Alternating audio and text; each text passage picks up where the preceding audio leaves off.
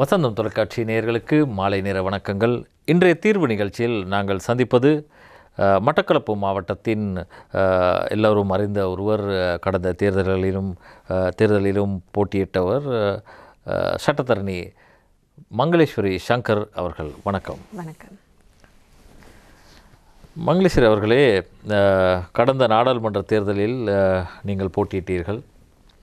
ஒரு சட்டத்தரணியாக கடந்த 20 வருடங்களாக, 2 தசாப்தங்களாக நீங்கள் பணியாற்றி வருகின்றீர்கள். உங்களுக்கு ஒரு அனுபவம் இருக்கும். தமிழ் மக்களின் பிரச்சனைகள், பிரதான பிரச்சனைகள் என்று சிலவற்றை நீங்களே கணித்திருப்பீர்கள். அப்படி உங்களால் கணிக்கப்பட்ட முக்கியமான பிரச்சனைகள் என்று கருதப்படுபவை கொஞ்சம் பட்டியலிட்டு சொல்ல முடியுமா? ஒரு சட்டத்தரணியாக சேவையாற்றி கொண்டு வந்தாலும் நான் ஒரு அரசியலுக்குள்ள வாரத்துக்கு முக்கிய நோக்கமாக இருந்தது குறிப்பாக பெண்களை பொருளாதார ரீதியாக முன்னேற்ற வேணும் என்கின்ற ஒரு நோக்கம் இருந்தது எனக்கு. இதுவரைக்கும் இருந்த எல்லா அரசியல் தலைமைகளும் குறிப்பாக இப்போ தமிழர்களுடைய அரசியல் குடியியல் உரிமைகள் தொடர்பான ஒரு விதமான கோஷம்தான் எங்களுடைய பக்கம் இருந்தது. ஆனால் உண்மையாக மட்டக்களப்பு மாவட்டத்தை பொறுத்தவரையில் நிலைமை மிக மோசம். என்னென்றால் சமூக பொருளாதார ரீதியாக மிகவும் பின்தங்கிய ஒரு பிரதேசமாக இருக்கின்ற காரணத்தால், அதிலேயும் குறிப்பாக பெண் தலைமைத்துவ குடும்பம் இலங்கையிலேயே கூடுதலாக கொண்ட ஒரு மாவட்டம். அது தவிர யுத்தத்தால் பாதிக்கப்பட்ட முன்னாள் போராளிகள் என்று பல்வேறு விதமான குழுமங்களை கொண்ட ஒரு மாவட்டம் என்ற காரணத்தினால தான் என்னுடைய விலக்காக இருந்தது. குறிப்பாக நாங்கள் ஈடுபட்டு கொண்டிருந்த ஒரு அறக்கட்டளை ஊடாகவும் எம்மாலான உதவிகளை செய்து கொண்டிருந்தோம். அவை கல்வி, பொருளாதாரம் ரீதியான ஓரளவு செய்யக்கூடியதாக இருந்தது. ஆனால் இதை ஒரு அரசியல் பலத்துக்கு கொண்டு போவதன் ஊடாக சமூக பொருளாதார ரீதியான ஒரு முன்னேற்றத்துக்கான ஒரு பணியை செய்ய முடியும் என்கின்ற ஒரு நோக்கத்தில் தான் இந்த அரசியலுக்குள்ள வந்தேன் நான். ஆனால் கடந்த தேர்தலில் நீங்கள் தமிழ் தேசிய கூட்டமைப்பில் போட்டியிட ஏற்பாடுகள் நடைபெற்றதாக ஊடகங்களில் கூறப்பட்டாலும் கூட, பிறகு நீங்கள் தமிழ் மக்கள் விடுதலை புலிகள் கட்சியில் போட்டியிட்டதற்கான காரணம் என்ன? ஏனென்றால் இது பொதுவாக எல்லா இடங்களிலும் கேட்கப்படும் ஒரு கேள்வி. அதை நானும் கேட்கிறேன். நான் நினைக்கிறேன், நான் போன அநேகமான ஊடக சந்திப்புகளையும் கேட்கப்பட்ட ஒரு பொதுவான ஒரு கேள்விதான் இது. ஏனென்றால் என்னுடைய குடும்பம் ஒரு தமிழ் தேசிய அரசியலை கொண்ட ஒரு குடும்பம், குறிப்பாக தமிழரசு கட்சியின் அங்கத்துவம் பெற்ற ஒரு குடும்பம் என்ற காரணத்தினால முதலாவது வருவதற்கான இந்த கோரிக்கை கூட அவர்களால் தான் முன்வைக்கப்பட்டது. அந்த நிலையில் தான் போயிருந்தேன் நான். இறுதி நேரத்தில் பல்வேறு காரணங்களால் அதுக்குள்ளே இருந்த தலைமைகளால் தான் அந்த பேர் முன்மொழியப்படாமல் கடைசியாக ஒரு வேட்பாளர் கூட, பெண் வேட்பாளர் கூட அந்த பட்டியலில் இல்லாத ஒரு நிலைக்கு கொண்டு செல்லப்பட்டது. அதற்கு பிறகு எனக்கு மட்டக்களப்பில் போட்டியிட்ட பல்வேறு எல்லா கட்சிகளுமே கேட்டது தங்களுடைய கட்சியில் போட்டியிட கோரிக்கை முன்வைத்தார்கள். நான் அந்த நிலையில் ஒரு போட்டியிடுவதற்கான ஒரு தயார் நிலையில் தான் அந்த நேரம் இருந்தேன் நான். அதில் நான் இருந்த கட்சிகள் ஆராய்ந்ததில் தமிழ் மக்கள் விடுதலை புலிகள் கட்சியை பொறுத்தவரையில் அது கிழக்கு மாகாணத்தை தலைமைத்துவமாக கொண்ட கட்சி. ஏற்கனவே கிழக்கு மாகாண சபையை ஆட்சி செய்து அதனூடாக மக்கள் ஒரு நன்மதிப்பை பெற்ற ஒரு கட்சியாக இருந்த காரணத்தினாலும், மற்றது அவர்களுக்கு உண்மையாக பெண்களை உள்வாங்க வேண்டும் என்கின்ற ஒரு நோக்கமும் இருந்தது. ஏற்கனவே அந்த கட்சியின் கட்டமைப்புள்ள பெண்கள் உள்வாங்கப்படுகின்ற ஒரு கட்டமைப்பு இருந்தது. அதை எல்லாத்தையும் கருத்தில் கொண்டு தான் நான் அந்த கட்சியோடு இணைந்தேன். நான் கூட்டமைப்பில் சில வேளை நீங்கள் கூட்டமைப்பு சார்பில் போட்டியிட்டிருந்தால் வெற்றி பெற்றிருப்பீர்கள் என்ற ஒரு எண்ணப்பாடு இப்போது உங்களுக்கு தோன்றுகிறதா? இல்லை, நான் அதை பற்றி கதைக்கிறதுக்கு தயாரில்லை. ஆமாம், இந்த கட்சியில் கூட கிட்டத்தட்ட ஏராளமானோர் அங்கு விண்ணப்பித்திருந்த ஒரு பெண் வேட்பாளராக நீங்கள் விண்ணப்பித்த போது எப்படி உங்களுக்கான மக்களின் வரவேற்பு எப்படி இருந்தது?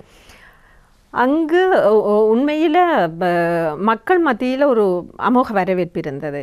நான் குறிப்பாக எல்லா கிராமங்களுக்கும், பல்வேறு குக்கிராமம் எல்லா இடத்துக்குமே அந்த தேர்தல் காலத்தில் மக்களை நாடி சென்றிருந்தேன் நான். குறிப்பாக பெண்கள் மத்தியில் எனக்கு நல்ல வரவேற்பு இருந்தது.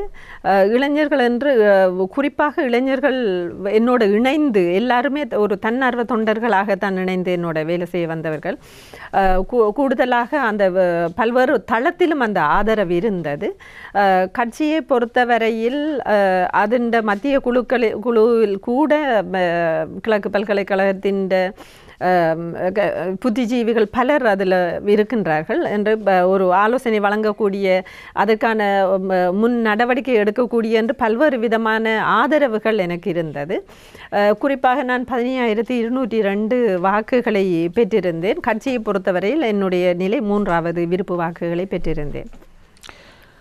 பெண்களுக்கான உரிமை, அதாவது அவர்களுக்குரிய அந்தஸ்து இந்த சிறுபான்மை கட்சிகளுக்கிடையே எப்படி இருக்கின்றது? நீங்கள் ஒரு சட்டத்தரணி, ஒரு மூத்த அனுபவம் கொண்டவர், உங்களது பார்வையில் கடந்த காலங்களுடன் ஒப்பிடுகையில் ஏதாவது முன்னேற்றம் இருக்கின்றதா? கட்சி அரசியல்ல பெண்களுக்கான உரிமை எப்படி இருக்கு? குறிப்பாக சிறுபான்மை கட்சிகள் மத்தியில் நான் பிரதான கட்சிகளை எடுத்துக்கொண்டால் அவர்கள் கணிசமான அளவு கிட்டத்தட்ட அமைச்சரவையில் கொண்டு செல்லும் அளவுக்கு கூட வாய்ப்புகளை வழங்குகின்றார்கள். ஆனால் தேர்தலில் போட்டியிடுவதை சந்தர்ப்பத்தை வழங்கும் போது சிறுபான்மை கட்சிகள் ஒரு ஒட்டுமொத்தமாக நோக்கினால் அவர்கள் வழங்கும் வாய்ப்பு அரிதாகவே குறைவாகவே இருக்கின்றது. சிறுபான்மையில் இருக்கக்கூடிய உண்மையாக பெரும்பான்மையாக இருக்கின்ற சிறுபான்மையினருக்குள் பெரும்பான்மையாக இருக்கக்கூடிய கட்சிகள் என்று சொல்கின்ற கட்சிகள் குறிப்பாக இந்த முறை இந்த பாராளுமன்ற தேர்தலில் டிஎன்ஏ மற்றும் முஸ்லிம் காங்கிரஸ் எந்த பெண் வேட்பாளர்களையும் உள்வாங்கி இருக்கவில்லை.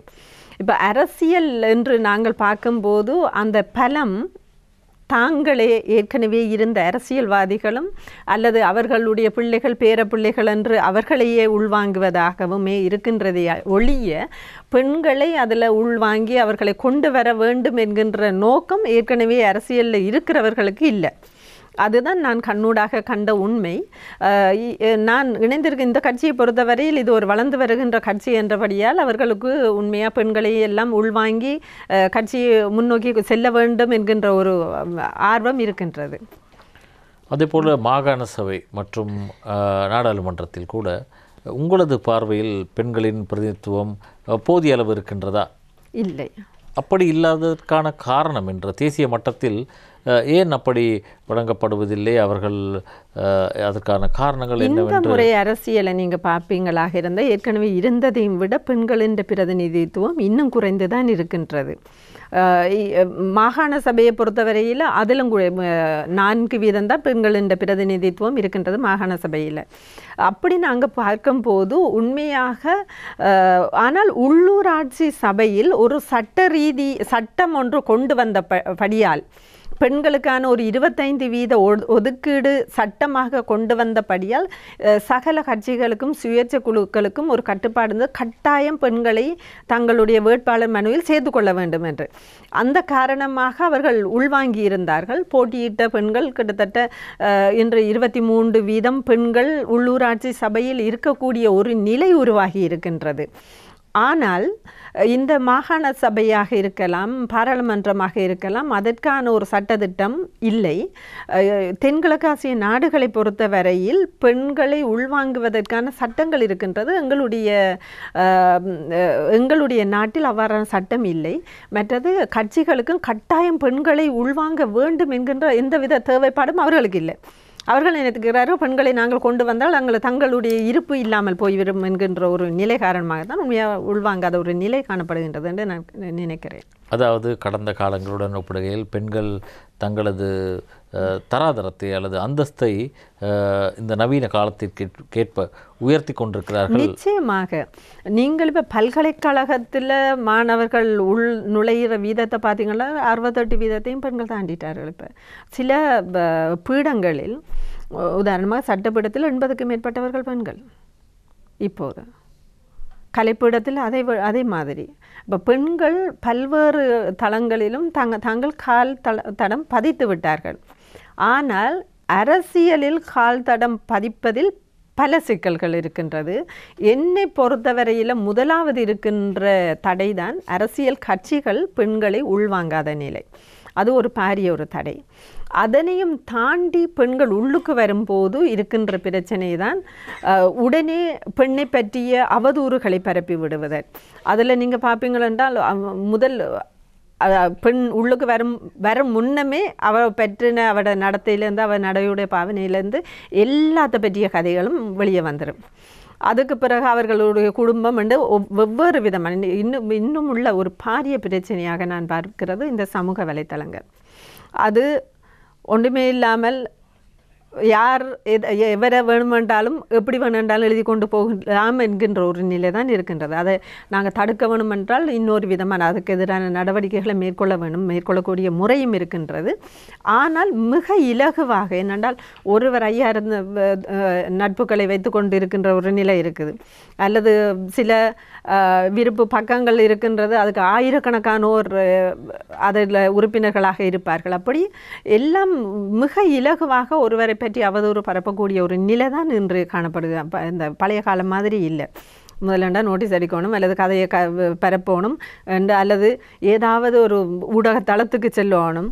அப்படி என்றால் அவர்கள் கண்டபடி விசமத்தனமான பிரச்சாரங்களை மேற்கொள்ள மாட்டார்கள் என்று பல்வேறு விதமான கட்டுப்பாடுகள் இருந்தது. ஆனால் இன்று மிக இலகுவாக சமூக வலைத்தளங்களில் பெண்களை எப்படி வேணுமென்றாலும் கதைச்சு கொண்டு போகலாம் என்கின்ற ஒரு நிலை தான் இன்று இருக்கின்றது.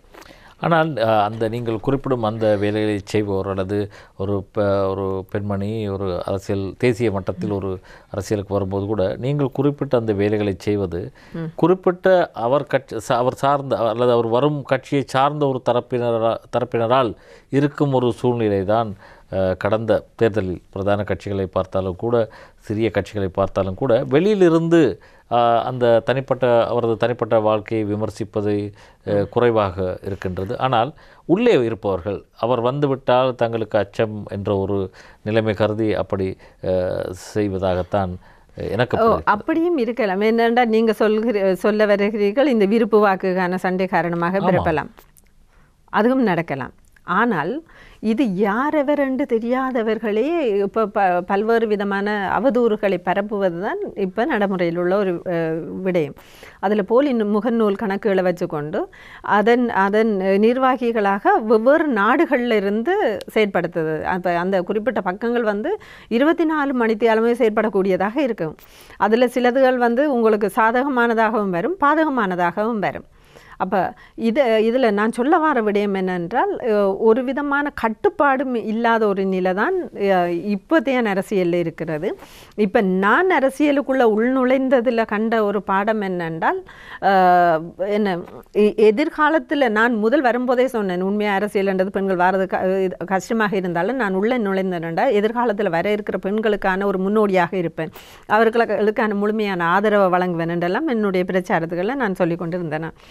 ஆனால் வர இருக்கிறவர்களுக்கு நான் சொல்கின்ற செய்தி என்றால் எல்லா பக்கத்திலையும் உங்களை பற்றி அவதூறு பரப்புறதுக்கு தயாராக இருக்கிறார்கள். அதுகளை எல்லாம் தெரிஞ்சு கொண்டு தான் நீங்கள் அரசியலுக்கு வாங்க என்கின்ற ஒரு செய்தியை தான் நான் சொல்ல விளைகிறேன்.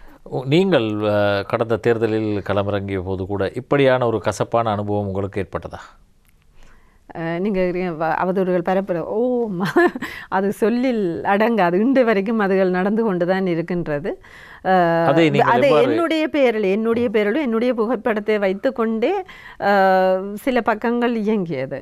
அது நான் தேர்தல் காலத்தில் தொடங்கினது. இப்போ நான் பல்வேறு விதமான செய்திகளை ஃபேஸ்புக் அனுப்பியும் அது நிப்பாட்டுப்படவில்லை. ஆனால் கடைசி இப்போ இந்த செப்டம்பர் மாதத்தில் தான் அந்த பக்கம் இழக்க செய்யப்பட்டது. அப்படி எங்களையும் மாதிரியே நாங்கள் செய்கிற செயல்கள் மாதிரி எங்களுடைய படங்களையும் எங்களுடைய செய்திகளையும் பரப்பி கொண்டு வந்து கடைசியாக என்னுடைய பெயரில் இருந்து கொண்டே வேறு சக வேட்பாளர்களுக்கு பேசுவது அல்லது எதிர்கட்சியில் இருக்கிறவங்களுக்கு பேசுவது நான் செய்கிற மாதிரியான செயல்களெல்லாம் நடந்தது. அதை நீங்கள் எவ்வாறு எதிர்கொண்டீர்கள்? ஒரு சட்டத்தரணியாக நீங்கள் அதனை எவ்வாறு? சட்டத்தரணியாக செய்யக்கூடிய ஒரு விடயம் என்னவென்றால் நாங்கள் போலீஸுக்கு முறைப்பாடு அந்த தேர்தல் காலம் என்றபடியே தேர்தல் ஆணைக்குழுவில் முறைப்பாடு செய்யக்கூடிய சந்தர்ப்பம் இருந்தது. அதற்கு பிறகு போலீஸாரிடம் அது ஒரு நீண்ட நடைமுறை. அதற்கு பிறகு எனக்கு கிடைத்த இன்னொரு லேசான வழியாக இருந்ததுன்னா குறிப்பிட்ட ஃபேஸ்புக்கு உரிய தெற்காசிய முகவர் ஒரு ஆள் வந்திருந்தார். அவர்களுடைய இமெயில் பெறப்பட்டு அதன் ஊடாகத்தான் நான் அதுக்குரிய நடவடிக்கைகளை எடுக்கக்கூடியதாக இருந்தது. என்னென்றால் எங்களுடைய நாட்டு இந்த சைபர் கிரைம் என்று சொல்லுவோம், இதில் அவதூறு பரப்புறதாக இருக்கலாம், எல்லாமே எங்களுடைய சட்டத்திட்டங்கள் இன்னும் அதற்குரிய சரியான சட்டத்திட்டங்கள் இல்லை என்று தான் சொல்லணும். ஆமாம், இந்த கட்சி அரசியலை தாண்டி பெண்கள் எதிர்நோக்கும் பிரச்சனைகள் என்னவென்று நீங்கள் கருதுகிறீர்கள்? அரசியலுக்கு அப்பால் வெளியிலே சாதாரண நிலையில் உள்ள பெண்கள் தேசிய ரீதியாக எதிர்நோக்கும் பிரச்சனைகள் என்ன? ஒன்று, பெண்கள் உண்மையாக நாங்கள் எங்களோட நாட்டுன்ற சனத்தொகையில் அரைவாசிக்கு மேலே இருக்கிறோம். 52% பெண்கள் இருக்கின்றோம். அப்போ பெண்கள் இப்போ நாங்கள் பல்வேறு இடங்களில் கால் தடம் பதித்திருக்கிறோம். கல்வியாக இருக்கலாம், தொழில் வாய்ப்பாக இருக்கலாம், பல்வேறு உயர் பதவிகளில் பெண்கள் இன்று கால் தடம் பதித்திருக்கிறோம். ஆனாலும் நடைமுறையில் என்னென்னு பார்த்தால் உண்மையாக பெண்கள் ஒரு 2ஆம் தர பிரஜையாக நடத்தப்படுவது இல்லை என்பதுக்கு இல்லை. அந்த நிலை அதை நாங்கள் நினைக்கிறோம் காலப்போக்கில் எங்களுடைய சகலருடைய செயற்பாடுகள் ஊடாகத்தான் அதனை நாங்கள் மாற்றக்கூடியதாக இருக்கும். மற்றது கிராமப்புற பெண்களை பொறுத்த வரையில் அவர்கள் பொருளாதார ரீதியாக பல்வேறு விதமான இன்னல்களை எதிர்நோக்கி கொண்டிருக்கிறார்கள். அவர்களுக்கான தொழில் வாய்ப்பாக இருக்கலாம், அவர்களுக்கான வருமானத்தை ஈட்டக்கூடிய என்னென்றால் இப்போ நான் தேர்தல் போட்டியிட்ட பிரதேசத்தை பொறுத்தவரையில் பல்வேறு விதமான இயற்கை வளங்களை கொண்டது.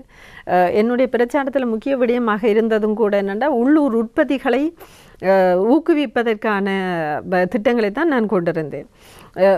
இப்போதைக்கு தற்போது இருக்கின்ற அரசாங்கம் கூட அதனைத்தான் கூடுதலாக இப்போது முன்னெடுப்புகளை மேற்கொண்டு வருகின்றார்கள். அப்போ அந்த இருக்கின்ற உள்ளூர் உற்பத்திகளை அதிகரிப்பதற்கான வேலை திட்டங்களை கொண்டு வரணும், நடப்பெண்களை பொருளாதார ரீதியாக முன்னேற்றுவதற்கு. மற்றது அவர்களுக்கான தங்களுடைய உரிமைசார் விழிப்புணர்வுகளை ஏற்படுத்த வேண்டும் அவர்களுக்கு.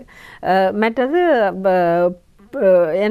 குறிப்பாக பிள்ளைகளுக்கான கல்வி எனும் போது குறித்த ஒரு மட்டத்தில் சில தேசிய பாடசாலைகளில் இருந்து முழுமையான வசதி கொண்ட பாடசாலைகளும் இருக்கின்றது. சில அடிப்படை வசதிகளை இல்லாமல் பாடசாலையில் ஆசிரியர் இல்லாத பாடசாலைகளும் இருக்கின்றது என்று பல்வேறு விதமான நடைமுறை பிரச்சனைகள் இருக்கின்றது. இவற்றை நிவர்த்தி செய்யக்கூடிய ஒரு நிலை உருவாக வேண்டும்.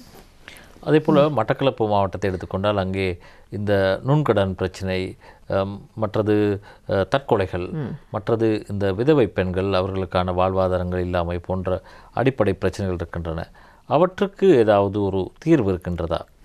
தற்கொலை பிரச்சனை என்பது பல காரணங்களால், ஆனால் அது சம்பந்தமான ஒரு அறிவுறுத்தல்களோ அல்லது வேறு எந்தவித நிவாரணங்களோ அவர்களுக்கு ஆலோசனைகளோ வழங்கப்படுவதில்லை. அதற்கு ஒரு ஏற்பாட்டுகளை செய்ய முடியாதா? அதுக்குரிய தீர்வு? நீங்கள் ரெண்டையும் நினைக்கிறோம். உண்மையாக நுண்கடனும் பெண்களை தற்கொலைக்கு தூண்டுகிறது. என்னென்றால் இது ஒரு விதமான திட்டமிடலும் இல்லாமல் அவர்களால் இந்த கடனை அடைக்க முடியுமா, உண்மையாக அவர்கள் எடுக்கின்ற கடன் ஏதாவது ஒரு பொருளாதாரத்தை ஏற்றக்கூடிய ஒரு செயற்பாடை செய்கிறார்களா என்கின்ற எந்த விதமான விடயங்களும் ஆராயப்படாமல் கடன் கொடுக்கப்படுது. நாளை இந்த பெண்களை ஒன்றாக குழுவாக்குகிறார்கள், அவர்களுக்கான கடன்கள் வழங்கப்படுகிறது. சில கடன்கள் 2 நாளைக்கு ஒரு வாரத்துக்கு அப்படி அறவிடக்கூடிய நிலையும் இருக்கின்றது. அப்போ சிலர் என்ன செய்கிறாங்கன்னா, தாங்கள் ஏற்கனவே இருக்கிற கடனை அடைப்பதற்கு இந்த கடன் எடுக்கிறது. மற்றது கடன் எடுத்து மோட்டார் பைக்கை வாங்குறது என்று பல்வேறு விதமான அந்த திட்டமிடல் இல்லாத ஒரு கடன் நிலைமை இருக்கின்றது. இந்த கடன் நிலைமையை இல்லாமக்கணுமாக இருந்தால் அதை உண்மையாக மாவட்டத்துக்குரிய அரசு அதிபரில் இருந்து அதை கட்டுப்படுத்தக்கூடிய ஒரு நிலை உருவாக வேண்டும். இது மத்திய வங்கியிலிருந்து உண்மையாக செய்ய வேண்டிய ஒரு வேலை, ஒரு நாடாகவே தீர்மானிக்க வேண்டிய ஒரு விடயம். இது உண்மையாக மட்டக்களப்புக்கு மட்டும் உரிய பிரச்சனை இல்லை, நாடு தழுவிய ஒரு பிரச்சனையாக இருக்கின்றது இந்த நுண்கடன் விடயம். மற்றது அதனால் தற்கொலை பண்ணியவர்கள் இருக்கின்றார். நான் தேர்தல் காலத்தில் பார்க்கும்போது இது நுண்கடன் அல்ல, ஆனால் தற்கொலை செய்தவர் என்று சொன்ன ஒரு 3 பேர் கண்டாலும் நாங்கள் மரண வீட்டுக்கு போகக்கூடிய ஒரு நிலை இருந்தது. என்னென்றால் ஏற்கனவே சில நிறுவனங்களில் தொழில் செய்திருந்த இளம் பெண்கள் தற்கொலை பண்ணியிருந்தார்கள், ஒரு ஆண் பண்ணியிருந்தாருண்டு. அந்த இதுக்கு இது தற்கொலைக்கான நாங்கள் காரணத்தை ஆராய வேணும். அது ஏன் இந்த தீர்மானத்தை எடுக்கிறார்கள், ஒரு மன அழுத்தமாக, அதற்கான என்ன அடிப்படை பிரச்சனை. சில வேளை அவர்கள் தங்களுடைய மன அழுத்தத்தை அல்லது தங்களுடைய பிரச்சனைகளை கதைக்கக்கூடிய ஒரு ஆள் இல்லாத ஒரு நிலை கூட இருக்கலாம். அது ஒரு ஒரு உளவியல் ரீதியாக கையாளப்பட வேண்டிய ஒரு விடயமாக இருக்கின்றது. ஆனால் இப்போது மட்டக்களப்பில் நுண்கடன் தற்காலிகமாக தடை செய்யப்பட்டுள்ளதாக அறிகின்றேன். இன்னும் ஒரு கேள்வி நான் உங்களிடம் கேட்க வேண்டும். இந்த அடுத்த விடயங்களுக்கு செல்வதற்கு முன்னால், கடந்த நாடாளுமன்ற தேர்தலில் கிழக்கு மாகாணத்தில் ஏராளமான இதர அரசியல் கட்சிகளின் பிரதிநிதிகள், தலைவர்கள் இரவு பகலாக பிரச்சாரங்களில் ஈடுபட்டு இறுதியில் சில இடங்களில் தோல்வியை கூட தழுவினார்கள். ஆனால் நீங்கள் பிரதித்துவப்படுத்திய அந்த கட்சியின் தலைவர் சிறைக்குள் இருந்து கொண்டே வெற்றியேற்றினார். மக்களின் பார்வை எப்படி இருந்திருக்கிறது? எப்படி அவர் வெற்றியேற்றினார்? இதில் முக்கியமான ஒரு விடயம் என்னென்றால், சிறைக்குள்ளே இருந்தாலும் அவர் பற்றிய ஒரு நன்மதிப்பு மக்கள் மத்தியில் இருக்கிறது. அது நானும் கண்ணூடாக கண்ட ஒரு விடயம். தேர்தல் பிரச்சாரத்துக்கு போன காலங்களில் நேரடியாக வரும் மக்கள் கேட்கின்ற ஒரு கேள்வியாக இருந்தால், இப்போ வெளியே வருவார், என்ன செய்ய போகிறார், ஏன் இருக்கிறார் என்றது என்னடா நான் ஒரு லாயர் என்றபடியாக கூடுதலாக கேட்கின்ற ஒரு கேள்வியாக இருந்தது. மற்றது இன்னொரு விடயம் என்னவென்றால், அவர் சிறையில் இருந்த காரணத்தினால மற்ற 7 வேட்பாளர்களும் தங்களுடைய பிரச்சாரத்தில் கட்சியின் தலைவருக்கான வாக்குகளையும் வழங்குங்கள் என்கின்ற ஒரு பிரச்சாரம் கொண்டு செல்லப்பட்டது. அது தவிர ஆனாலும் நீங்கள் பார்த்தீங்களா, வடகிழக்கிலேயே அதிகூடுதலான விருப்பு வாக்குகளை சிவனேசதுரை சந்திரகாந்தன் அவர்கள் பெற்றிருந்தார். 54,000க்கு மேற்பட்ட வாக்குகளை பெற்றிருந்தார். இது வடகிழக்கிலேயே அதிகூடுதலான விருப்பு வாக்குகள் என்று நான் நினைக்கிறேன்.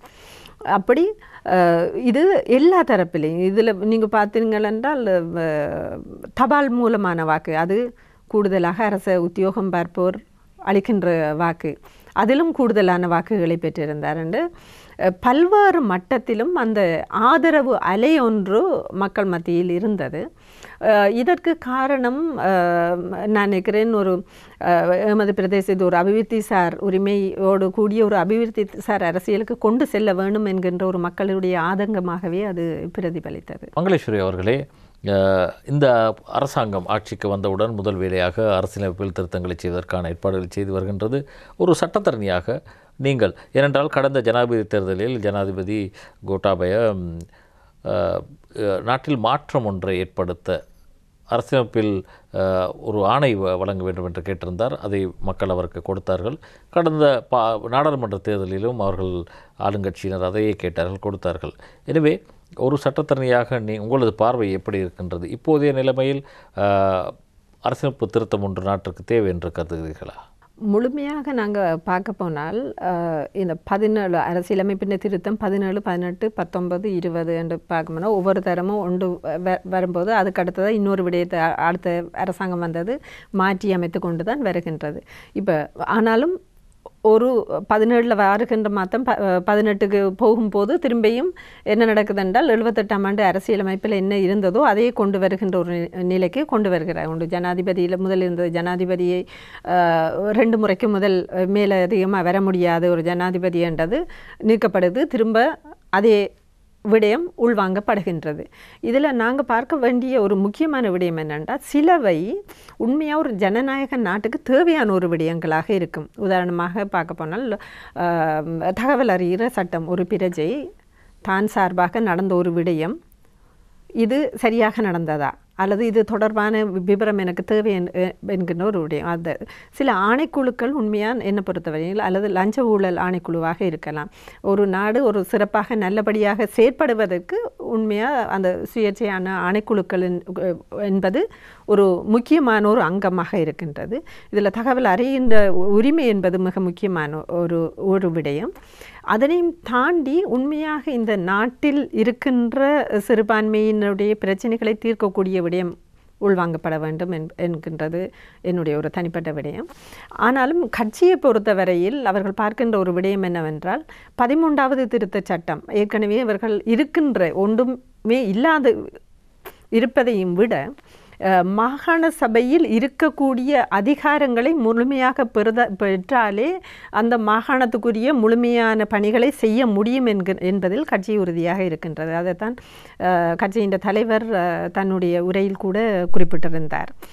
ஆகவே இந்த போக்கு ஏற்கனவே இருக்கின்ற வேறு தமிழ் கட்சிகளும் தற்போது பேசிக்கொண்டிருக்கின்றார்கள். மாகாண சபை ஊடாக அதிகாரத்தை பெற வேண்டிய ஒரு தேவை இருக்கின்றது என்கின்ற விடயம் இப்போது எல்லாராலும் பேசப்பட்டு வருகின்ற ஒரு விடயமாக இருக்கின்றது. ஒரு அடுத்த விடயம் ஒன்று, அரசியலமைப்பு சீர்திருத்தத்துக்கான ஒரு குழுவும் இப்போது நியமிக்கப்பட்டிருக்கின்றது. உங்களுக்கு தெரிந்திருக்கும். அதில் எங்களுக்கும் சட்டக்கல்வி கற்பித்த எங்களுடைய விரிவுரையாளரும் சிரேஷ்ட விரிவுரையாளர் சர்வேஸ்வரன் சார் அவர்களும் அதில் இருக்கின்றார். என்றபடியால் அந்த கொண்டு வரப்போகின்ற திருத்தத்தில் உண்மையாக மக்களின் எதிர்பார்ப்புகள் பிரதிபலிப்பதற்கான வாய்ப்புகள் இருக்கின்றது. அது தொடர்பாக கட்சி உரிய நடவடிக்கைகளை மேற்கொள்ளும். ஆனால் இப்போதைக்கு இருக்கின்ற இந்த விடயத்தில் 13வது திருத்தம் மாகாண சபை ஊடாக கிடைக்கின்ற பலம் என்பது மிக முக்கியமானது என்பதை தமிழ் மக்கள் விடுதலை புலிகள் கட்சி உறுதிப்பட கூறுகிறது. என்றால் கடந்த காலங்களில் பார்த்தீர்களானால் ஜனாதிபதிக்குரிய அதிகாரங்கள் பெரும்பாலான அதிகாரங்கள் குறைக்கப்படும் போது ஒரே கட்சியை சார்ந்தவர் ஜனாதிபதியும் பிரதமராகவும் இருந்துவிட்டால் பிரச்சனைகள் வராது. ஆனால் இருவேறு கட்சிகள், ஒரு கட்சியை சார்ந்தவர் ஜனாதிபதியாக இருப்பதும் இன்னொரு கட்சியை சார்ந்தவர் பிரதமராக இருக்கும் ஒரு நிலை வரும்போது அரசியலமைப்பில் அவருக்கு அதிகாரங்கள் இல்லாத பட்சத்தில் ஒரு குறிப்பிட்ட அந்த 5 வருட காலங்கள் எதுவித பயனற்று போய்விடும். அதுதான் அந்த கடந்த கால வரலாறு. எனவே ஆட்சியாளர்கள் அதையும் நினைத்து ஒரு ஏற்பாடுகளை செய்திருக்கலாம் என்பது எனது பார்வையாக இருக்கின்றது. நீங்கள் குறிப்பிட்டீர்கள் கிழக்கு மாகாணத்தை பற்றி. அங்கே இம்முறை சந்திரகாந்தன் அவர்களுக்கு கிடைத்த வாக்குகள் கூட முதலமைச்சராக அவர் அங்கு ஆற்றிய பணிகள் தமிழ் மக்கள் மனதில் இன்னும் நீங்காமல் இருந்திருக்கலாம். வரப்போகிற மாகாண சபை தேர்தலை உங்களது கட்சி எவ்வாறு எதிர்கொள்ளப் போகின்றது? நீங்கள் கூறிய கருத்துடன் நான் உடன்படுகின்றேன். என்றால் ஏற்கனவே 20 வருடமாக இயங்காமல் இருந்த ஒரு மாகாண சபையை முதலாக இந்த சந்திரகாந்தன் அவர்களுடைய தலைமையில் பொறுப்பெடுக்கப்படுகின்றது. எடுத்தது மட்டுமல்லாது ஒரு கிழக்கு மாகாணத்தை ஒரு அபிவிருத்தி பாதையில் கொண்டு போன ஒரு பாரிய பங்களிப்பை அவர்கள் செய்திருக்கிறார்கள். அதுதான் ஒரு முக்கிய ஒரு மைல்கல்லாக இருந்தது. மக்கள் மத்தியில் அவருக்குரிய ஒரு நன்மதிப்பும் அந்த குறித்த கட்சிக்கான ஒரு நன்மதிப்பை பெறுவதற்கும் அது ஒரு காரணமாக அமைந்தது. அதற்கு பிறகு ஆட்சியில் இருந்தவர்கள் உண்மையால் மக்களுக்கு தேவையான விடயங்கள் செய்யவில்லை என்கின்ற ஆதங்கம் மக்கள் மத்தியில் இருந்தது. நாங்கள் தேர்தல் காலத்தில் மக்களை சந்திக்கும் போது மக்கள் அந்த ஆதங்கத்தை முன்வைத்திருந்தார்கள். ஆகவே இந்த குறித்த காலத்தில் உண்மையாக செய்து காட்டியவர் என்கின்ற ஒரு நிலைதான் அவருக்கான ஒரு அதிகூடிய விருப்பு வாக்குகளை பெறுவதற்கான ஒரு காரணமாகவும் அமைந்தது. எதிர்காலத்தில் மாகாண சபையை பொறுத்தவரையில் தமிழ் மக்கள் விடுதலை புலிகள் கட்சி அதில் போட்டியிடும். அதில் அதன் ஊடாக பலத்தை பெறுவதற்கான செயற்பாடுகளில் ஈடுபட்டு கொண்டு தான் இருக்கின்றது. ஆனால் வறுமையை பொறுத்தவரை மட்டக்களப்பு மாவட்டம் ஒரு பிரதான இடத்தில் நிற்கின்றது. அதற்கு என்ன காரணம்? அதற்கு ஒரு தீர்வே கிடையாதா? தீர்வே இல்லாமல் இல்லை. ஒரு பிரச்சனைக்கு உண்மையாக இல்லை. நான் நினைக்கிறேன் எங்களுடைய ஏற்கனவே இருந்த அரசியல் தலைமைகள் எல்லாம் எங்களுடைய அரசியல் உரிமைகளை பற்றி மட்டும் பேசிக்கொண்டு மக்களுடைய சமூக பொருளாதார விடயங்களில் முன்னெடுப்புகளை செய்வதற்கு தவறிவிட்டார்கள் என்று தான் நான் சொல்லுவேன்.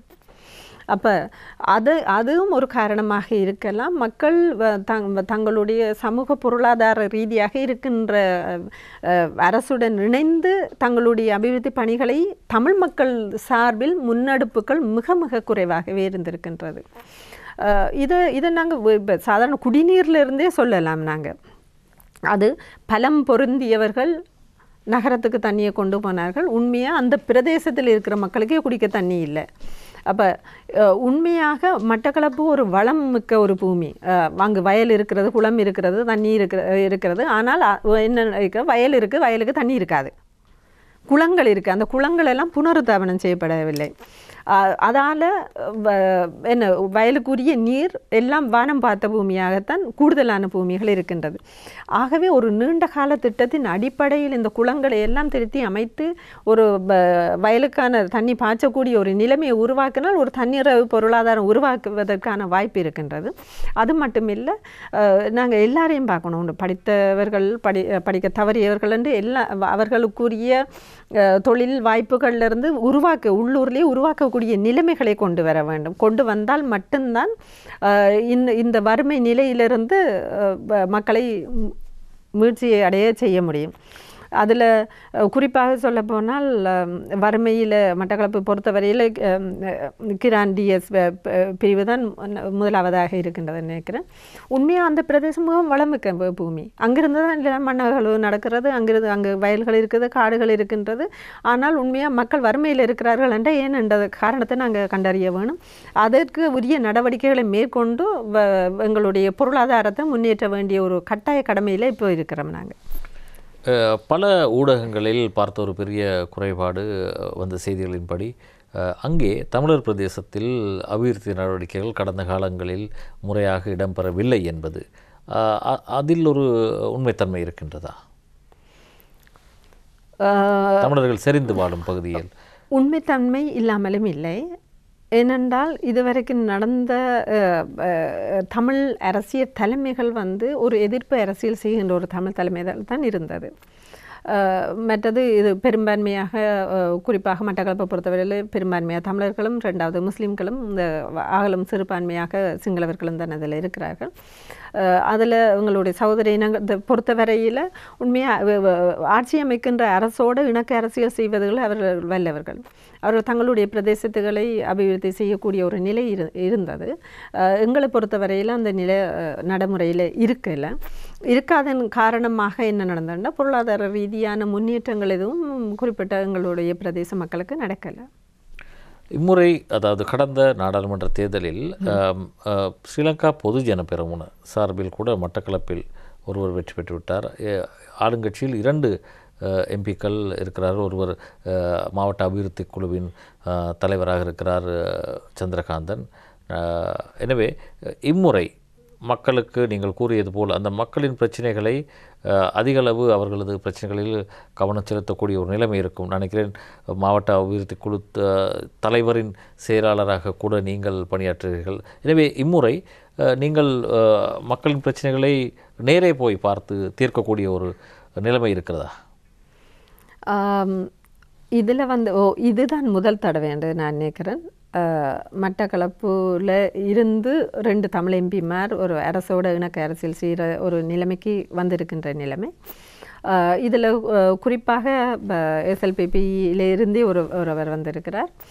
அவருக்கான ஒரு ராஜாங்க அமைச்சு பதவியும் கிடைத்திருக்கின்றது. அது ஒரு முக்கியமான ஒரு விடயம். தமிழ் மக்கள் விடுதலை புலிகள் கட்சியை பொறுத்தவரையில் கட்சியின் தலைவர் அவர் ஒரு நாடாளுமன்ற உறுப்பினர். அவருக்கான இந்த மாவட்ட அபிவிருத்தி குழுவின் தலைவராக நியமிக்கப்பட்டிருக்கிறார்.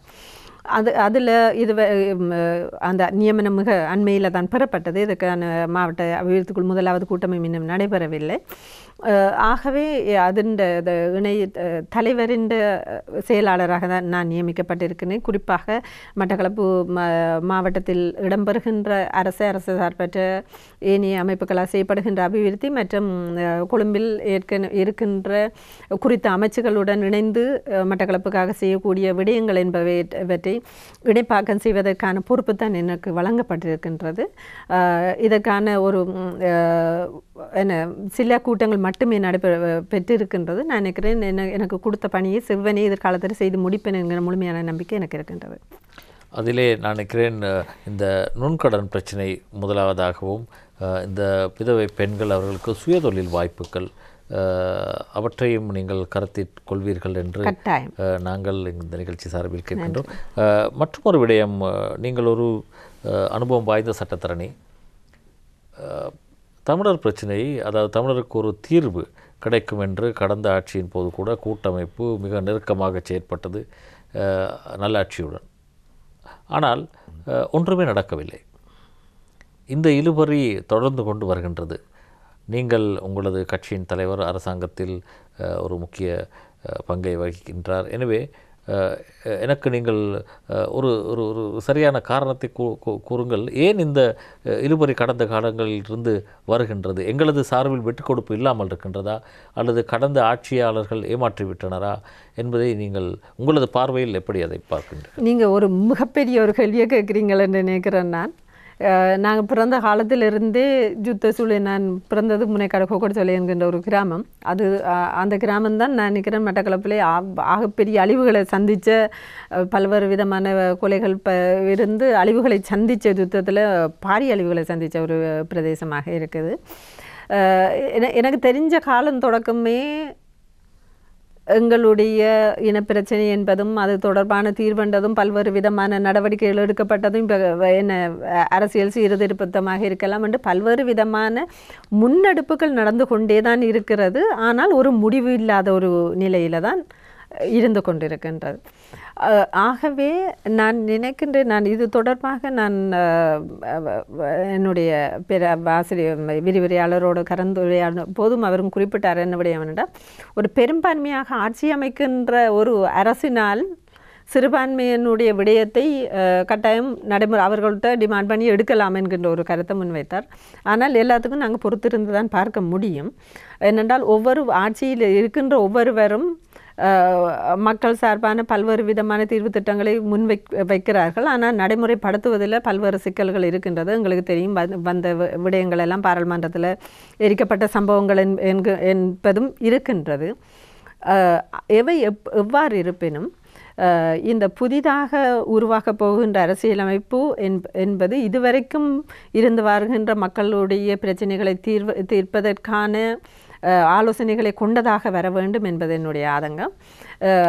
அடுத்தபடியமாக இருக்கின்ற அரசியலமைப்பை பொறுத்தவரையில் நாங்கள் பார்ப்பமாக இருந்தால் 13+ அப்படியெல்லாம் சொல்லப்படுது, புதுசாக கொண்டு வரலாம் என்கின்ற விடயம். ஆனாலும் இருக்கின்ற இந்த 13ஐ முழுமையாக நடைமுறைப்படுத்தினாலே அந்த மாகாணத்துக்குரிய மக்களுக்குரிய தேவைகளை, அரசியல் ரீதியான விடயங்களை முன்னெடுப்பதற்கான பல்வேறு விதமான அதிகாரங்கள் அதில் இருக்கின்றது. ஆகவே புதிதாக ஒரு விடயம் வரும்போது அதில் தமிழ் மக்கள் விடுதலை புலிகள் என்ற குரல் எப்போதும் பிரதிபலிக்கும். ஆனாலும் இப்போது இருக்கின்ற அரசியலமைப்பில் எங்களுக்கான அதிகாரம் என்கின்ற ஒரு விடயத்தில் மாகாண சபையில் இருக்கின்ற அதிகாரத்தை நடைமுறைப்படுத்தினாலே நிறைய விடயங்களை அதற்கான தீர்வுகளை காண முடியும் என்பதுதான் கட்சியினுடைய நிலைப்பாடு. ஆமாம், கடந்த காலங்களில் தமிழ் தேசிய கூட்டமைப்பினர் மக்களின் பிரச்சனைகளை அந்த அரசாங்கங்களுக்கு கொண்டு செல்வதில் ஒரு தயக்கம் காட்டினார்கள். ஏனென்றால் தீர்வு கிடைத்துவிடும் என்ற ஒரு நம்பிக்கையை ஊட்டி அதனால் மக்களின் அடிப்படை பிரச்சனைகள் கூட தீர்க்கப்படவில்லை. அரசிடம் போய் அவர்கள் ஒரு கோரிக்கையை கேட்டு பெறும் நிலைமை இல்லாமல் ஒரு உணர்ச்சி அரசியலுக்குள் அவர்களை பழக்கி விட்டிருப்பது தான் இந்த நிலைமைக்கு காரணம் என்று கருதுகிறீர்களா? உணர்ச்சி அரசியல் என்ற அதுக்காண்டி உரிமைசார் அரசியல் என்பதும் இல்லாமல்லை. இப்போ அதுக்காக மக்கள் அதை மட்டும் பேசிக்கொண்டு எங்களுக்கு எந்த விதமான அபிவிருத்தியும் செய்யாமல் நாங்கள் பின்னுக்கு போக வேணும் என்கிறதிலையும் மக்கள் முடிவெடுக்க என்ன இந்த முறைய தீர்ப்பு மக்களுடைய தீர்ப்பாக இருக்கின்றது.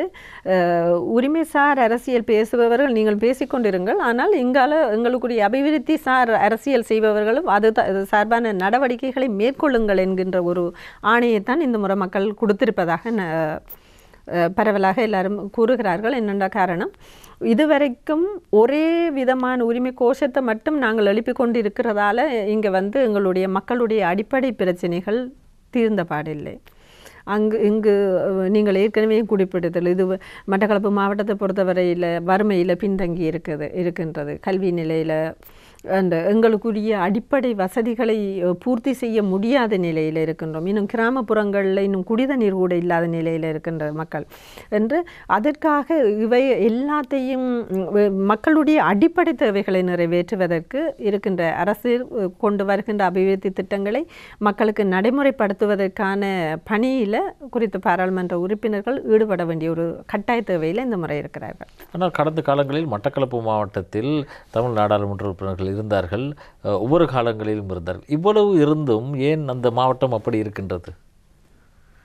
இதுவும் திரும்ப ஒரு பெரிய ஒரு கேள்வியை தான் கேட்குறீங்க. நான் நினைக்கிறேன் அது நீங்கள் ஒரு அனுபவம் வாய்ந்தவர். நீங்கள் திடீரென இந்த இடத்திற்கு வரவில்லை, உங்களுக்கென்று ஒரு பாதை இருக்கிறது, ஒரு சமூக ஆர்வலர்.